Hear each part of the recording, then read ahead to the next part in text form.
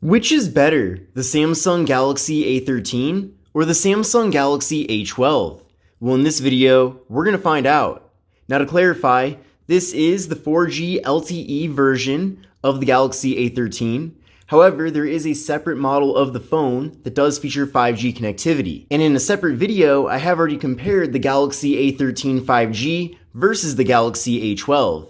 So we'll see how the 4G version of the device compares. Now, while there aren't too many differences going from this generation to this generation, there still are quite a few things that I do want to point out in this video.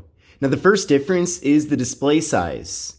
Now, with the Galaxy A13, we do have a slightly larger display at 6.6 inches compared to 6.5 inches with the Galaxy A12. Now, the display technology with these devices is the same. They're both PLS IPS LCD displays. However, with the A13, it is 1080p compared to 720p with the Galaxy A12. And that also corresponds then to the PPI, as with the A13, we have a PPI of 400 compared to 270 with the A12. Now, both of these devices do feature 20:9 aspect ratios, so kind of a more narrow but taller form factor here. And with the Galaxy A13, we have an 83.2% screen to body ratio, and then with the Galaxy A12, we have an 82.1% screen to body ratio. Now, the general form factor of these devices is pretty similar here, in the sense that both phones do have water drop notches up top, and they both have a little bit of a thicker bottom bezel here. Now, thankfully, this design does work pretty well, and it's certainly a very practical design, which is probably why Samsung didn't really change things too much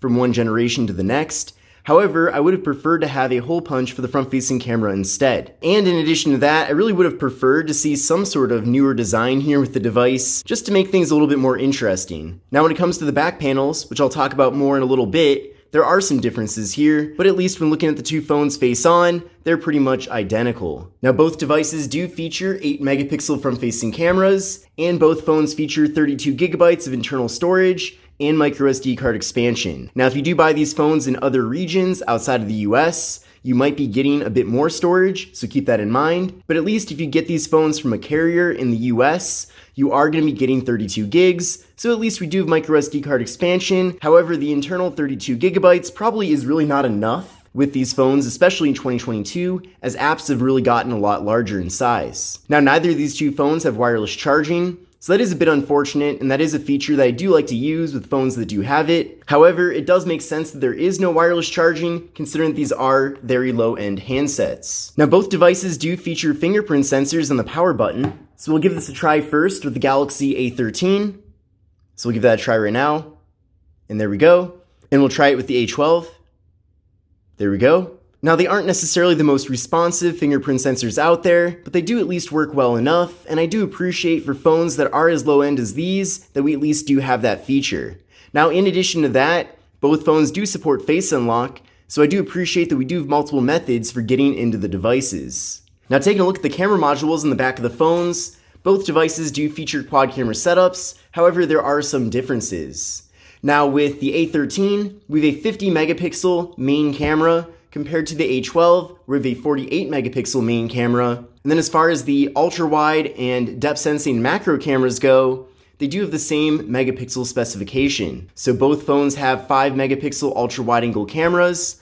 They both have 2 megapixel macro cameras and 2 megapixel depth sensing cameras. And these devices do support portrait mode for both the rear and front cameras, which is certainly a really great thing if you do like to take photos with those nice blurred out backgrounds. Now, here's how things look with the main rear cameras on both devices. Then from here, we can go over to the ultra wide angle cameras on the phones, and you can see with the ultra wide camera, you can fit a lot more content into the frame. I'm definitely a big fan of having that feature. And then we can head over to the More tab to access the macro cameras. And there we go with the macro cameras. We can get very close up here and still retain a lot of detail. Let's now head back to the front-facing cameras. And you can see here's how things look with the front cameras.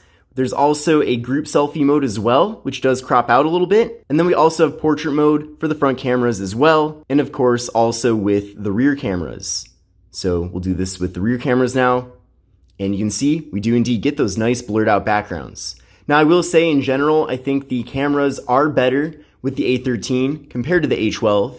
So, of course, we do have a little bit of a higher megapixel count with the main camera on this device, but even beyond that, it does seem like the cameras are a bit better with the A13 in general. Now there's definitely a lot of differences when it comes to the RAM and processors that we're getting here with the phones. Now with the A13, we're getting 4 gigabytes of RAM, and then with the A12, it depends on which region you buy this phone in, but in the US, it does come with 3 gigabytes of RAM, so a little bit less. And then the processors are definitely different with these two devices. As with the Galaxy A13, we have the Samsung Exynos 850 processor, whereas with the Galaxy A12, we have the MediaTek Helio P35. Now I did run a benchmark test using Geekbench 5 with both of these phones, and I'll show you the scores from those tests right now. But you can see here with the A13, I got a single core score of 148 compared to a single core score of 166 with the Galaxy A12.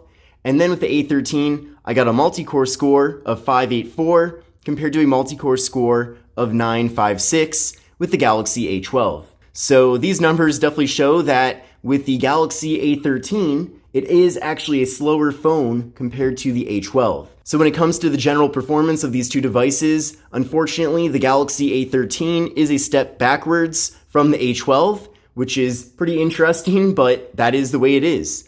Now, thankfully, overall, both phones do run decently smoothly for lower-end devices, but I certainly wouldn't go for an A13 as an upgrade over the A12 if you are looking for a faster phone. Now when it comes to video recording resolution, that does max out at 1080p with both of these devices, with both the front and rear cameras, which is nice. And then as far as software goes, both devices are running Samsung Skin laid over Android, and if you've used any Samsung device in the last 4 or 5 years, then the experience in general will be pretty familiar to you. Now unfortunately, neither of these two devices have NFC, so if you do like to make mobile contactless payments using tap and pay, then you can't do that here with either of these two phones. But now that we've gone over the various features with these devices and specifications, let's now take a closer look at the actual hardware of the phones. Now take a look at the left side of both devices. They both have the slot for the microSD card and SIM card. And also keep in mind that both phones are made completely out of plastic, besides the displays, which are made out of glass. Then on the right side of the two phones, we have volume up, volume down,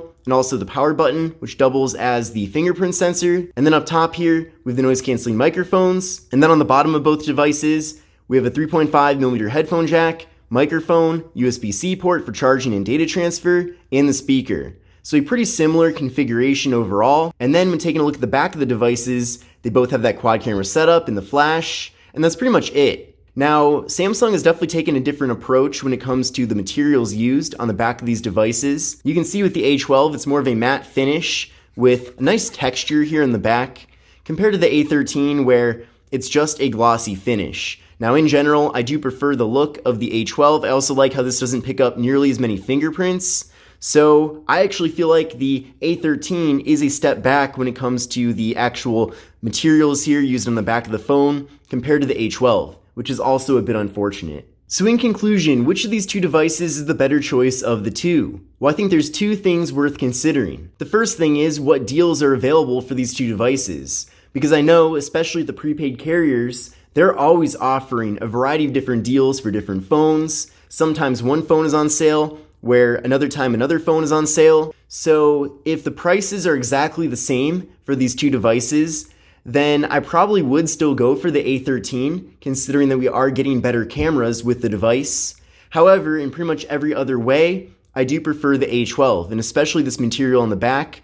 I like the way this looks much better than what we're getting here with the A13. So I suppose if it seems like the A12 is quite a bit more affordable than the A13, then I'd go for the A12. Whereas with the A13, I feel like the only situation where I'd really go for this device is if it is on sale. So hopefully this video helps give you a clearer idea of which device to go for. However, I've got to say, in general, I do think the A13 is pretty disappointing, as we really haven't gotten any innovations going from the A12 to the A13. And in some ways, such as the processor for example, the A13 is actually a downgrade. But I hope you enjoyed this video, and if you did, then definitely give it a thumbs up. But this is Kevin here with the Samsung Galaxy A13 4G LTE versus the Samsung Galaxy A12. Take care and have a great rest of your day.